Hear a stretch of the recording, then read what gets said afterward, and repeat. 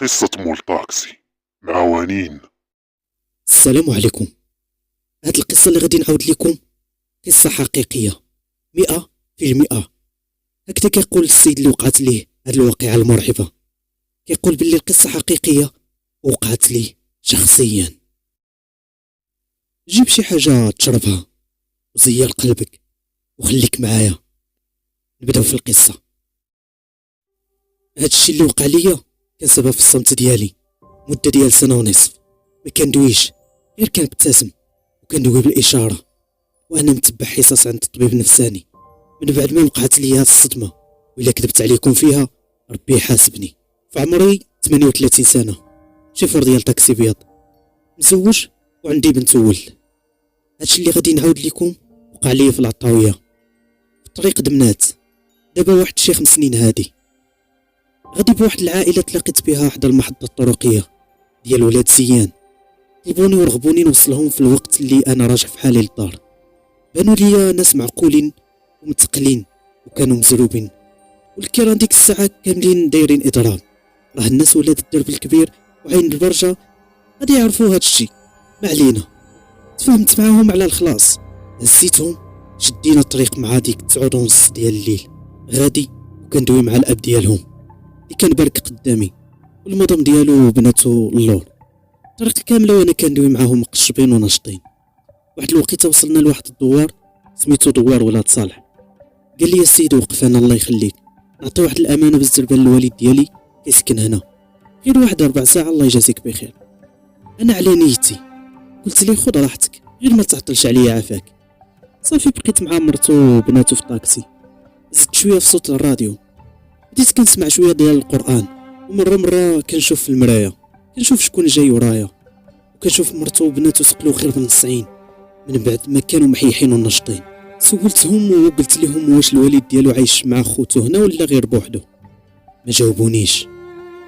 عاودت نقصت من الراديو، ولكن هاد المره تلفت لعندهم وسولتهم، قلت ليها لا واش الوالد ديالو عايش غير بوحدو هنا.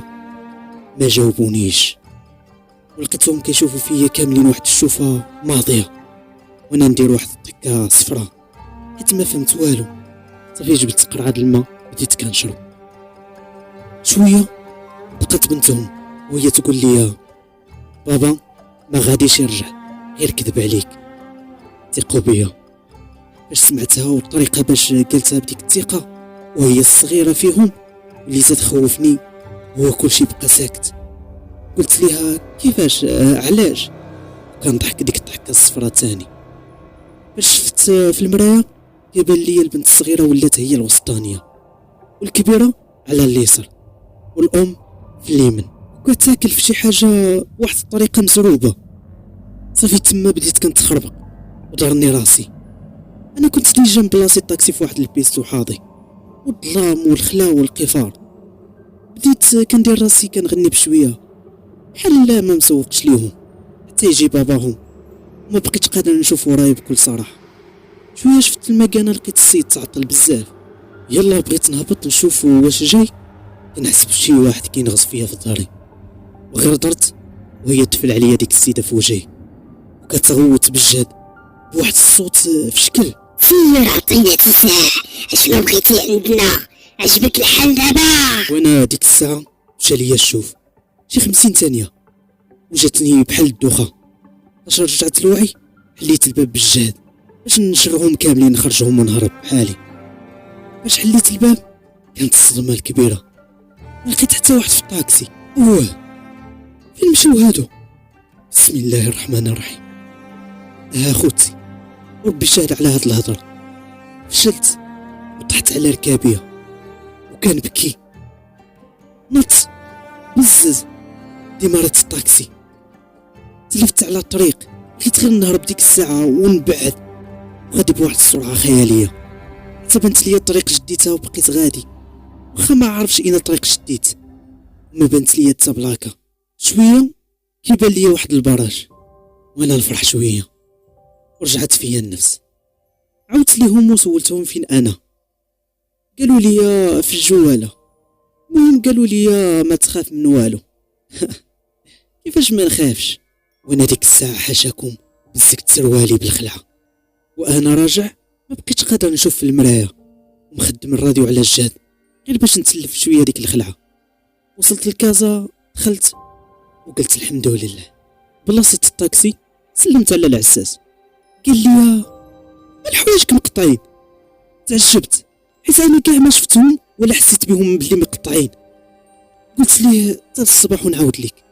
قال لي ياك لاباس. تفكرت داك الشيء هي تجيني البكيه تاني بلا ما نحس. يلا قال لي برك وعاود ليا. هزيت راسي وانا نشوفهم مره اخرى، هما ولا حتى هما. هذيك العائله خوتي، هذيك العائله عاود بانت ليا. لا اش هادشي اللي كيوقع ليا؟ شفتهم دايزين من الشارع وكيشيروا بيديهم جهتي.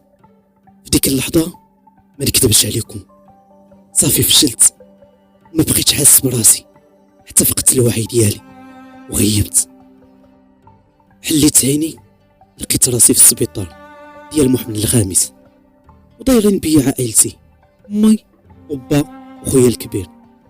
من تما وانا مريض نتبع عند الطبيب النفساني، من بعد ما درت الرقيه وشحال من حاجه. اسمحوا لي الا طولت عليكم بزاف، ولكن غير باش تعرفوا شنو داز عليا ونخرج حتى هادشي اللي في قلبي. والحمد لله على كل حال. حتى لهنا كتسالي هاد القصه، تسنونا ان شاء الله في قصه جديده. تهلا.